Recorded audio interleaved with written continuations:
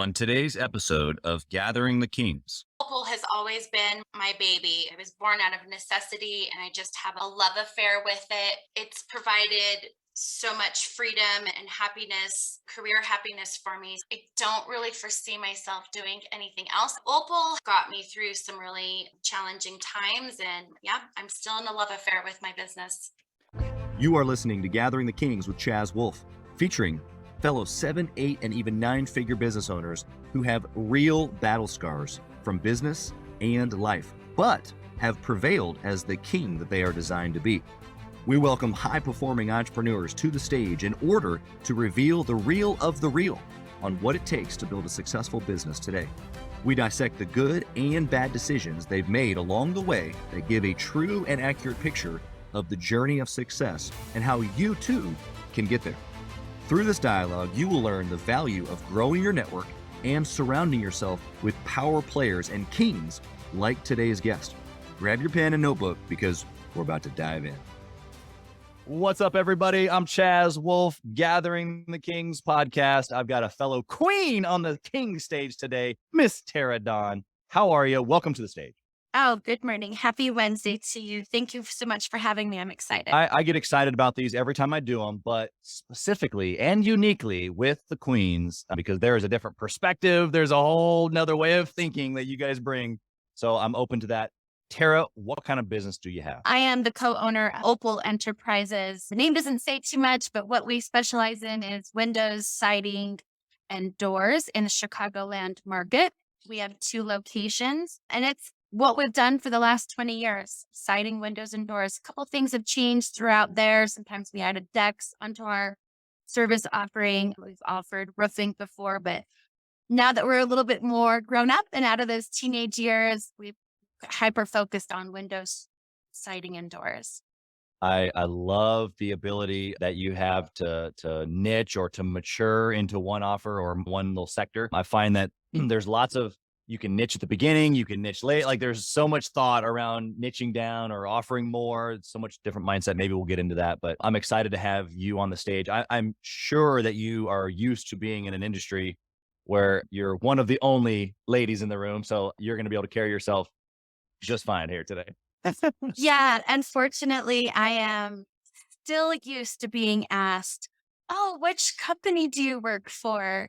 instead Yeah. of maybe asking what it is I do. So, yeah, it's a little bit of a male-dominated industry, but it's changing. There's tons of women in the industry, so it's Yeah, exactly. Boss ladies on the rise. good. Well, I love it. You're paving the way 20 years in. I want to know, Tara, you've obviously been doing this for a while. You're super successful. Why are you still doing it? What's the bigger picture for you? I mean, Opal has always been my baby. I was born out of necessity, and I just have a love affair with it. So it's provided so much freedom and happiness, career happiness for me. So I don't really foresee myself doing anything else. I would like to see myself expand into other entrepreneurial avenues, but Opal has always been a heart spot for me, got me through some really challenging times. And yeah, I'm still in a love affair with my business. I love how you say that because I think that we all have it or maybe once had it with our business or different ideas, but it just makes it so like thick and raw when you say it like that. Like when you think of a love affair, it's like this like passion, this thing that you're that you're really wrapped up in. And so like but you've been doing it. Like you've been fulfilling the passion. Like it's just, is it just the passion or is it obviously you got a lot of people, your family, like what's really underneath there, I boss mean, lady? like I mentioned, Opal was born. So I affectionately call my business Opal. The full name is Opal Enterprises. It was named Opal Enterprises in the very beginning because we just weren't sure what it was going to be, what it was going to format. Yeah. So I affectionately call it Opal. Um, Opal was born out of necessity. I mean, it saved my livelihood. It saved my mindset, my energy levels, and I've put so many years into building a community for myself. So what I mean in that sense is that I'm from Colorado, went to college here in Colorado, thought I was going to be an advertising guru. I was excited to get out of my home state or out of my hometown, out of Colorado. And I took a leap and moved to the big city of Chicago. Unfortunately, right, right when September 11th happened. Wow. So I transplant into Chicago, didn't have friends, didn't have family. And so Opal also provided a huge community for myself because I built community. I built my coworkers, I built my Yeah. team. I had a love affair with my early customers. And so why do I do it today? Because it still is that for me. Now, 20 years later, I have much more of a balanced life. But in the beginning, it was my be all, do all. Still kind of feels like that, even though things have evolved. Yeah, I mean, your mindset in all of this. I'm gonna I'm gonna try to dissect some of this, but you go to Chicago, and where most people, again, like you said, feeling alone, feeling like a little bit destitute, a little bit like I don't know what to do here. You create a company. You start a company. Like, why was that the turn? Well, it wasn't quite that turnkey. Out of college, I had followed a boy to Chicago. That boy is now my business partner. So we are no longer romantically involved, but he is my best friend. So, but I did follow him to Chicago. I'm straight out of college. In fact, I'm still in college finishing my internships. And then September 11th happened. And I really had grand dreams for myself that I was going to interview for advertising agencies and I was going to work at this really cute, you know, advertising agency, brick and mortar sort of business. Yeah. And that's not the world that I entered into after college at all. There was nobody hiring really. And it really was without an exaggeration. And in the few that were hiring, there was 1,000 people. At least it felt like to me, 1,000 Sure. people wanted that one job. So after really hitting the pavement for a solid year, trying everything I could to get my foot into any business, I was literally crying outside of my doorstep. And I lived in a very Polish community. Chicago has so much wonderful diversity, and my partner is Polish. And my neighbor saw me crying, male neighbor, and he was speaking to me in Polish. I knew enough. We ended up going back to English, but literally what happened is he felt bad for me and invited me to go to his work the next day. He was a contractor and he bought materials from Associated Materials or Allside and literally took me in to where he buys materials, introduced me to very Polish, very wonderful manager. She hired me on the spot and Wow. and that's it. I sold siding and windows to contractors, to Polish contractors for 2.5 years. And I'm a very outgoing person. I was trying to get my hands into anything that I could. I'll do your marketing pro bono. What can I do? Yeah. How can I get involved? There really wasn't much for me to do, but the outside sales grabbed onto me and started taking me out in the field, seeing me to contractors, showing me their businesses. I mean, I got to see the whole gamut in Chicago. And with my marketing background, I'm always kind of doing a SWOT analysis. And I was just kind of I didn't know it, but I was keeping track of things that people were doing great and things that people could be doing better in their businesses. Yeah. So I did have a child in this story, and my business partner and I, his name is Wojtek. We were parents at the time. We were finally feeling a little financially stable after me having a job for 2 years. He, on the other hand, being a Polish immigrant, was literally standing at gas stations in Chicago for day labor. And Wow. he was getting picked up for day jobs and making connections. Anyway, Yeah. when we finally started feeling financially stable, I wrote my resignation letter to Allside and I took it to work with me and I put it in my drawer and I couldn't give it on Monday. I was like, okay, I'll give it on Tuesday. And that's how the week progressed. And I never gave my resignation letter. And it was Friday. And I Oh, was like, Tara, because I really love my team. I mean, Maria yeah. Komorowska, she was a huge giant in Allside in Chicago. She's given me everything. I loved her to pieces. I still love her to pieces. I couldn't give my letter. Over that weekend, I found out I was pregnant with my second child. So there went my dreams of like quitting this job so that I could go back to the Mm, advertising world.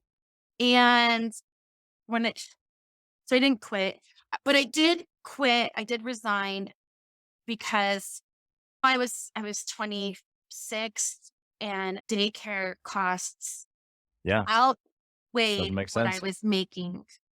So I did finally put in my resignation, and between what I had learned and what Boy Tech had gained by being a day laborer and making connection, we decided to open up our own siding and windows contracting business because that's what we had just learned in the last 2 years. Yeah. And so Opal was born out of necessity. And so it wasn't quite as, you know, moved to Chicago, I think started. that story resonates with so many listeners. I think that the necessity of like, okay, here we go is actually super relatable. And so what courage that you have had even and for you guys to kind of piece it together. It's like it's the basis of the American dream, right? To you kind of like fumble around for a little bit, you kind of put a couple pieces together and then boom, something happens because you paid attention, you made some good decisions. I would love to know, like, okay, so you got us to the point of the business starting, and obviously he had some skill set on the interior of the business. You had some skill set on the marketing and the sales and the material side. Tell us, like, in that first, like, year 2, 3, that six-figure mark when the listeners, where they are right now, probably. Tell me a good decision that you made then that you can look back and go, that's the moment," or one of the moments. I'm not sure if it was a good decision or bad decision, but we'll call it a good decision. I had done a SWOT analysis on how we could enter into the marketplace. So tell us what SWOT is. I know, but tell the Yeah. listener. So it's an evaluation of strengths, weaknesses, opportunities, and threats of the marketplace. So in in un- in being in my 20s, I wanted to learn how to position this baby company. And I knew from because I my dad was always an entrepreneurial, and I knew that I was not going to be able to use his phrase, which was, oh, my dad's been doing this for 30 years. And so now I've taken over. I knew we didn't have lengths of time on our side. I knew that we were not going to be able to be the cheapest. So we weren't going to enter the market on a price point. But what I did understand is that we had no money, zero. And that people who did have money, they shocked and awed me, and I felt like they deserved a good experience. And why should you exchange your hard-earned dollars for a hair pulling experience? And in the state of Illinois, and I'm sure it's similar in lots of states, but in the state of Illinois, contracting has always been the number 3 complained about industry in a list of 10. We are now number 1 and have been for 2 years, but contracting is the number 1 complained about industry. So I wanted to enter the marketplace as a company that focused on experience and not commoditize what it was we were doing. Yeah. Yeah. So give us the building blocks of what that experience looks like, because I can tell you it's a common theme, building an experience as opposed to building a business off of price. Not that necessarily the price is the wrong way to do it. I'm sure there's lots of people that have the discount business, but for ones like you and I that value the experience, give us some of those key things that you built in. Maybe not the whole thing, but maybe 2 or 3 steps in that experience that are just, if you don't have these, the experience isn't there. First of all, it starts off the minute a homeowner or anyone, a vendor, anyone calls or emails you. It's the way that you are appreciative and thankful. It's your tone, it's your gratitude.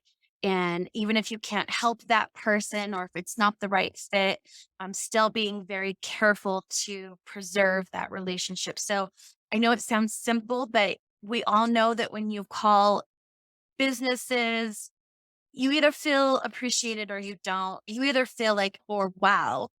Yeah. So I've always been able to focus on, well, and I was a waitress through my college years. So I just appreciate theatrics. Yeah.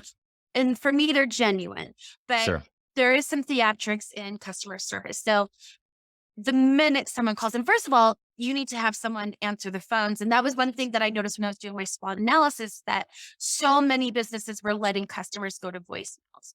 And so that was one thing that was not going to happen. And that was a sacrifice for me because I had two small children. But anytime the phone rang, I was there. I had a chipper smile in my voice. And I was so grateful that anyone was contacting us at Yeah. all. And then you carry that throughout. Of course, that sounds easy, but um, making your sales experience feel like it's a consultation and a relationship. And we benefit from getting girls from people who have never worked with us, and it's because of that kindness. And then if a customer does choose you, I know that there's an exchange of money, and a lot of times homeowners will get anxiety in return. Sure. So I wanted to be on the forefront of that. So right away, I put into place that we would always be the company to touch our customer. They would never call us and ask, "Hey, what's going on?" So I put in some processes that we give our customers weekly touches. I mean, if we don't have anything to say, it's, "Hey, I really Communication. want to confirm that your color choice is amazing and how excited. Hey, and did you want to change your mailbox?" And just touch points so that homeowners don't have anxiety. Yeah. And then after the project is done, making sure that they get a complete walkthrough, a complete satisfaction. And then it's not over. It's not over. So I have put into place processes where I touch my customers every 6 to 8 weeks. And I know that sounds like a lot, but they're just simple little, how's your project? What do I need to know? A lot of people will think that that's farming for services and Mhm. complaints, but it's staying ahead of those little things that can build into big nuances. So my experience, I guess, would be summarized as communication. And I know that's a common theme, but Yeah. the processes I put into place is I make it so easy that my customers don't even have to look at my phone number. I'm already in their face. Yeah, I love that. And the one word that you use that my team also uses, or my teams, is touch points.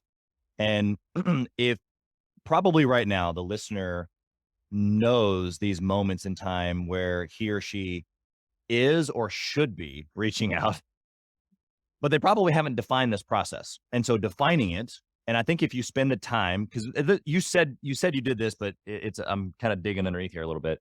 You sat down, I'm sure, and you just thought about all these touch points, and you probably added several, like, ooh, there's too much time gap here. Let me add a touch point.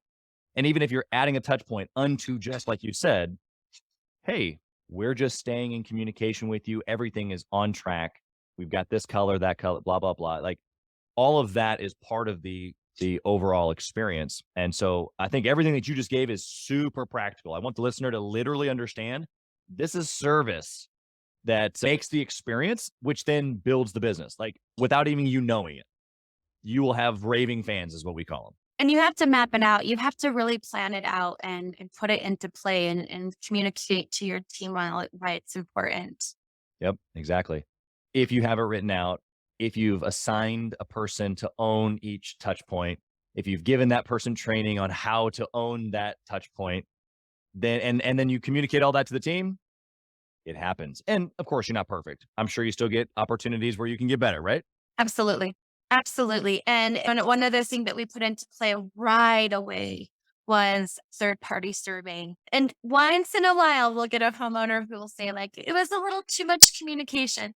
But, that's once in a while where majority of people are just thankful that they were kept in touch. It's a lot of anxiety that homeowners can feel. You're exchanging money for an unknown, especially in our industry where if you're a custom contractor and things can take 3 months, 5 months to come in. So alleviating anxiety was my entrance into the marketplace.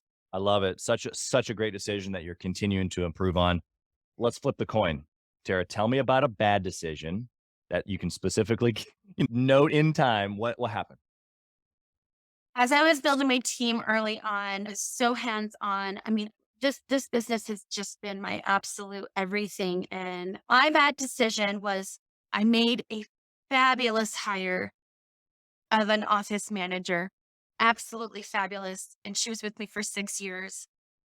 And I wouldn't say that I micromanaged her, but I was so in love with her. I was so concerned about her.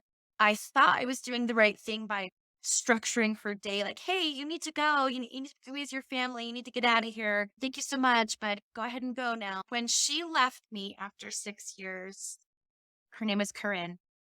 She let me know that I took away her career.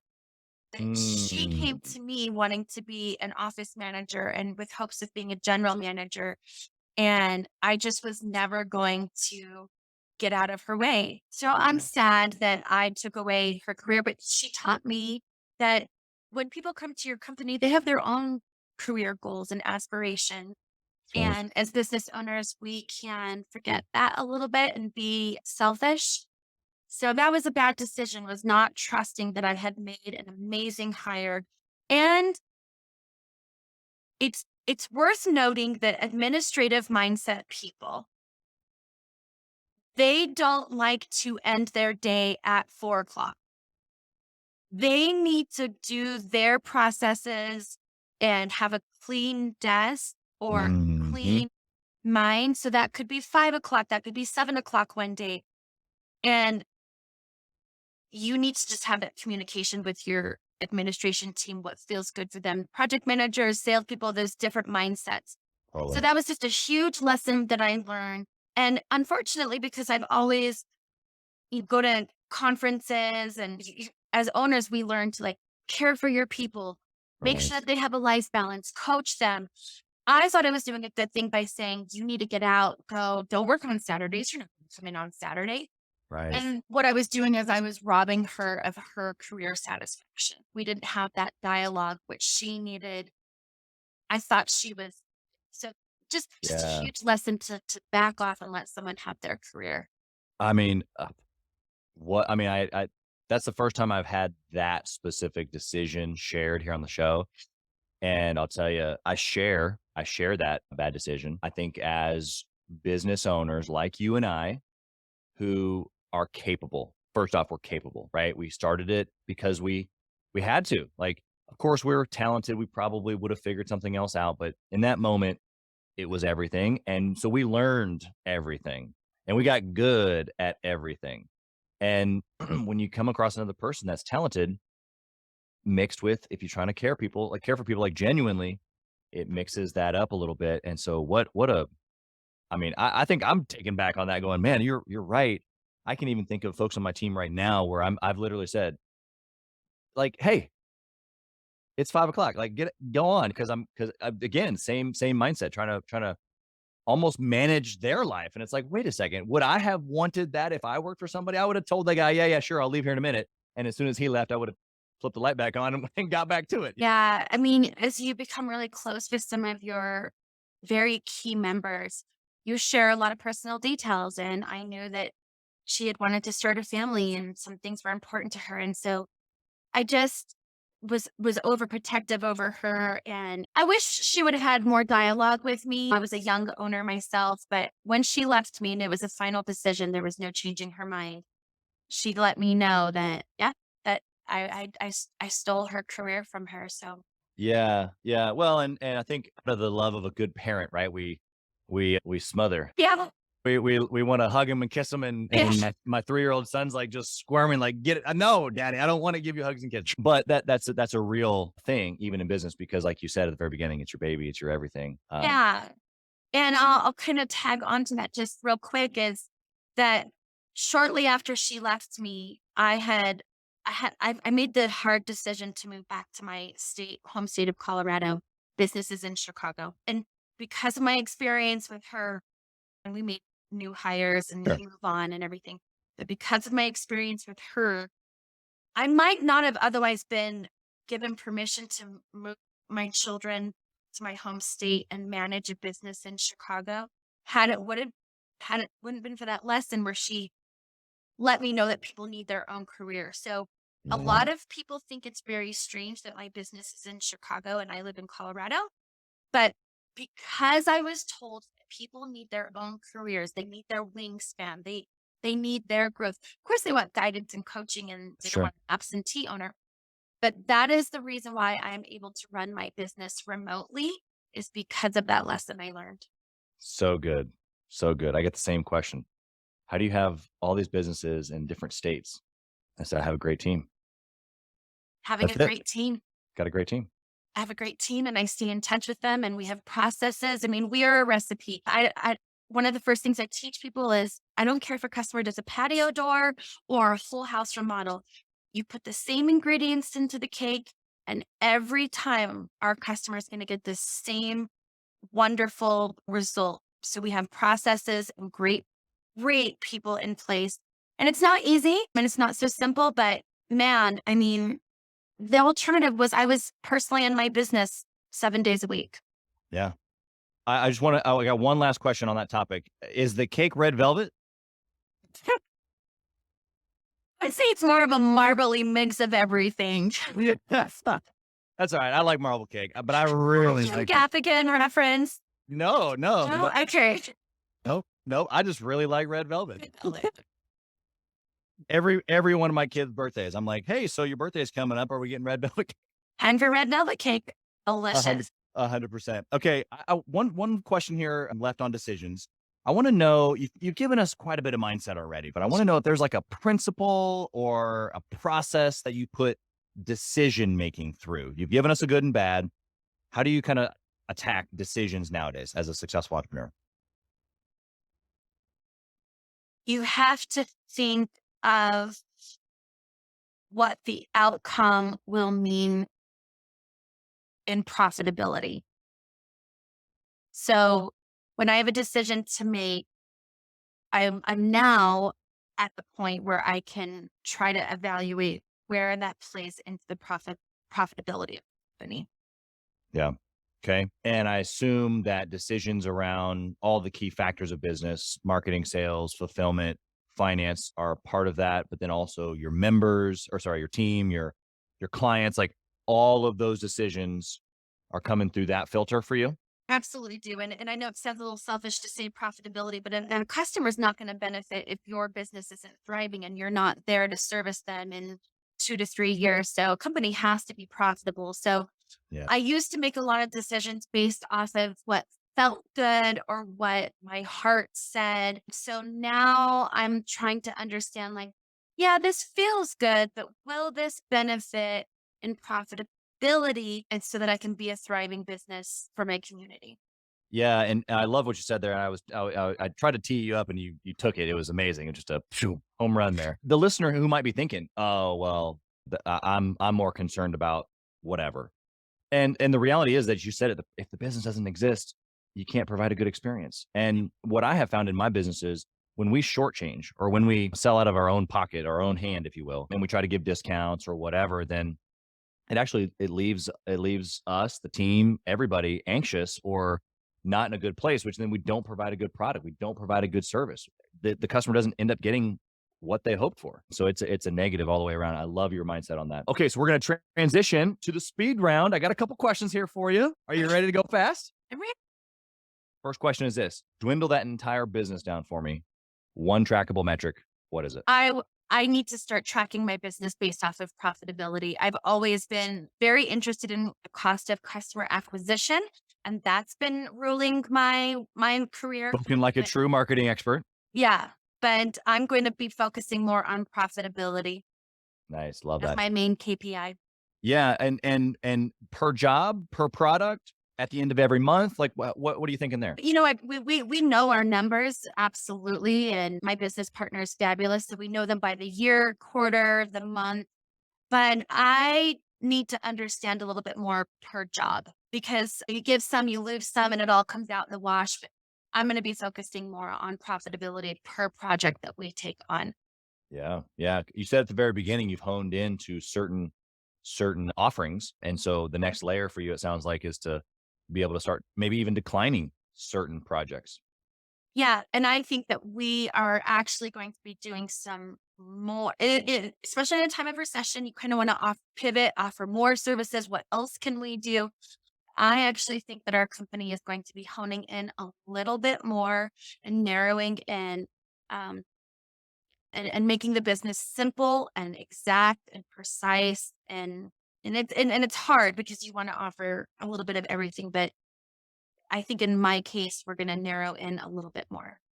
The secret, which you already probably know, but I'll tell this one to the listener, you can dial into that one simple, or maybe it's just a couple of offerings if you know how to go get customers.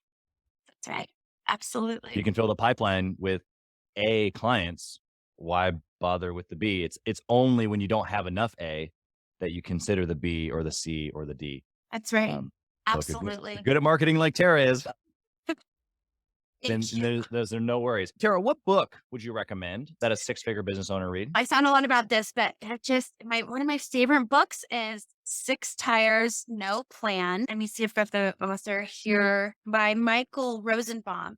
And it's a story about Discount Tire and the man who started that business. And it Yeah. is such a good read. It's so humbling. I mean, this man had enough enough money to buy six tires, and he started an empire out of this. Yeah. So Wow. it's one of my favorite reads. I love that. I have not read that. We'll put it in the show notes here, but I'm going to grab it. Yeah, I'll let it's a great book. It's very humbling, and I'm a fan of staying humble and knowing that at any moment you could lose what you've built. So Yeah. his story, and I believe the owner is still alive. And see, if anyone that used Discount Tire, they're just absolutely epic on their customer service, and there's a reason why. Yeah. It actually makes me think of Shoe Dog, the story about Phil Knight and Nike.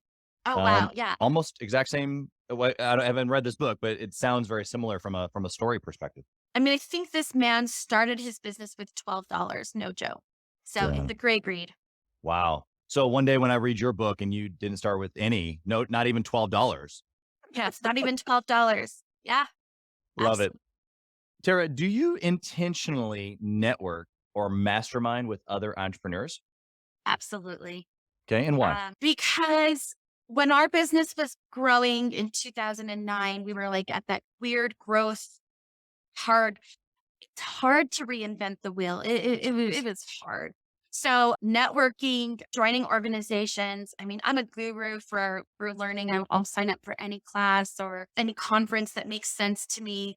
Sure. I'm a huge fan of time blocking. So I've been coached thanks to the organization that I belong to, Time Block. So I physically on my calendar have time blocks where I need to stop what I'm doing and it's time to go down a rabbit hole or read what I said I was going to read. And my business coach told me that if you make a date with yourself on the calendar and you break it, that's the same as breaking an appointment with a client or with the employee. And you would never not show up for a meeting or an Right. appointment. So why would you break that date with yourself? So time blocking is huge for me. Yeah. Networking, there's a world of smart people. And I just love rubbing shoulders with people who have figured it out and who can bring me up with them. I don't think I'll ever stop. It's a high for me. Yeah, I relate to that 100%. Everything that you just said, I could feel I was there with you in the Yeah. moment. There's some amazing people out there. My gosh. Yeah, exactly. Okay, if you only had 1 hour each week to operate Opal, what would you do or how would you use that 1 hour to be successful like you are now? Wow. Okay. That's a question that I wasn't prepared for, but Yeah. I have been coached. So I belong to the Certified Contractors Network, amazing organization. I also belong to Maui Mastermind, amazing organization. I hope to be a part of your mastermind that you have going on. I have been coached that, and I'm going to get this wrong. It's the 1%. I think I'm going to get this. The 1% that you, I am super going to get this. Okay, so we have so much to do in our day, and like Yep. 80% only produces 20% of your profitability. But if you keep paring that down, so if I had 1 hour per week, I would hyper focus on that small percentage of my expertise that actually brings the most value to the company. I am so at the point in my career where emails are just a complete waste of time. And I've got sticky notes all over my computer, and it's like, what are you doing right now that is making the business profitable? So maybe I'm getting it wrong with the 1%, but it's not even Yeah. the 20% of your expertise that brings the greatest value. You're going to keep paring it down and really hone in on what you specifically, uniquely bring to the company that no one else can do that will benefit. So I would be focusing, and they're called A-level times or Yep. high level times. I would really hone in on what I do the best for the company. Yep. I love how you've answered that. I think you're spot on. There, obviously, that 1% can look like a lot of different things.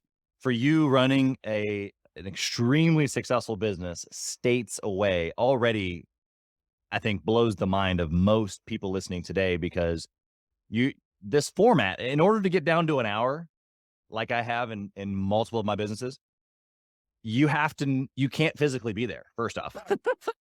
Like, literally, you cannot be there. And maybe for the hour, but if you are building systems and teams, you are in another state, and so you physically have already done the huge lead work of saying, I have to lean on other people, number one, but then I'm going to hone in on my skill set. I think your answer's spot on. Yeah, I I have like to one. think of myself as the Wizard of Oz. I'm the girl behind the curtain that's running the show. It's so funny that you say that. I have in your phone there, in the emojis, there's a silhouette of a person, of a Uh-huh. guy, gal, whatever. And so for many years, my team used the silhouette as For me. you, Yes. you're the man behind the curtain. You're the Wizard of Oz. Yeah. What I love really is the relationship piece. Not so much to the operations. I can get down with some operations. I love systems. I love efficiencies. We can talk about it for days, hours, and I would stay up with you all night talking about it, and Totally. go hard the next morning with no sleep. But for me, I can pop in now and do the relationship thing, because we've already built the systems. And that for me isn't necessarily my go-to skill set, but I've had to learn that value of, really, at this point, the mystique of that character um is cool and all, but like they want to know me. They want to know my family. They want to know like how the kids are doing, and all of those things too, which only operating from a distance or in a certain time capacity, you have to be really intentional about. I really love how you package that, Chaz. Really. I've got one last question here for you, Tara. If Opal was no more, what would you do? I think I would scrounge up some money and buy a tiny house and start a tiny house rental business and build a little empire off of that. And I also have dreams of being a yoga instructor. The market is saturated right now, but in my world, I'd like to be Yeah. having my own yoga studio and tiny house rental homes. Wow. Well, I know a tiny home manufacturer. I know other entrepreneurs in your area. We need to do a deal. Like, Oh, we need to I'm get in so it. ready. I'm so ready. Absolutely. I've got short-term rental experience. We're crushing it in the STR space. Oh, Uh, wow. Yeah, let's so talk. Absolutely. They're I love it. just cute as a button. I've been wanting to do it for years, and then it's hard to pull the trigger because you get so yeah, I mean, I've probably got so much to learn from you because you get so focused on what you do that it's hard to diversify, but it's definitely what we should be doing at some point. Yeah, at some point, that's the key factor there. I think a lot of people listening here today need to hone in and do what What'd you you do? described. Yeah, exactly. You got to really just dial it in, just as Tara has described here today. Tara, how can someone find you? I want them to be able to connect with you, maybe do business with you, refer business to you. How can they find you? Oh, we're fully online. So the name of the company is Opal Enterprises. To make that simple, if you look up Opal Exteriors, you'll get to the same places. Pinterest is huge for us, Facebook and Instagram. My name is Tara Dawn. I'm attached to everything that you'll find with Opal. So yeah, I'd love to connect with any of our listeners and keep growing as a person. I love it. Tara, you have been extraordinary today. The mindset, that's probably the biggest thing that I'm walking away with. First off, I love mindset. And so I don't often feel inspired necessarily by mindset because I feel like I've heard a lot. So your story and just like the dynamic of how you see things, the rest, I feel sorry for my later meetings today. I'm gonna be on it. I'm gonna be in a love affair. Yeah, and the love affair. And I love your energy, Chaz. I love your podcast. I love what you're doing for us. Thank you so much for sharing your energy with me. I also feel energized for the day and inspired to keep growing. Awesome. You've been incredible. Thank you so much. We wish you nothing but success in all that you put your hand to. Awesome. Thank you. Thank you for listening to Gathering the Kings today. I hope that you were able to pull out a few nuggets to go apply into your business right away. More importantly, though, I hope that you're realizing that it takes more to be successful than just being by yourself, doing it all on your own, carrying the weight all by yourself. What I have realized, not only in my own journey from multiple businesses and multiple different industries, and now interviewing literally over 200 or 300 other very successful 7, 8, and 9-figure business owners, is that it's tough to do it alone. And so Gathering the Kings literally exists to bring together successful entrepreneurs. In fact, we are putting together 1,000 kings, specifically who are grateful but not done. We're intentionally assembling kings who fight tooth and nail for their business, family, and communities. And here's what we believe, that in the pursuit of excellence in those areas, that it ignites within us the responsibility to govern power and forge a lasting legacy. So if that relates and resonates with you, and you know that you need people around you, sharp, qualified, other very successful business owners, I want you to go to gatheringthekings.com. I want you to take a look at what we're doing and see if it makes sense for you to be part of our pursuit to 1,000 kings. Talk soon.